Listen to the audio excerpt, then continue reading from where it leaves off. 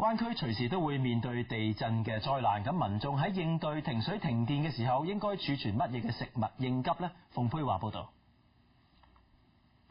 民眾應該儲備起碼足夠3日嘅食糧，唔應該選擇雪櫃裏面生而需要煮熟嘅食物。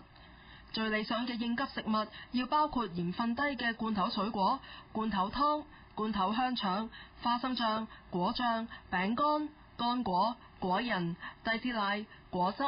同時要按照唔同家庭嘅需要，要準備嬰兒食物同配合長者營養嘅食物。要注意食物幾時過期，定時檢查。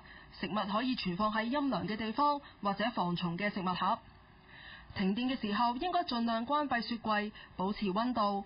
4個小時裏面盡量食完雪櫃裏面可以食嘅食物，冰箱裏面嘅食物2日之內都可以安全食用。更多有關災難準備嘅資訊，民眾可以上網 www.72hours.org 查詢。26台記者馮佩華報道。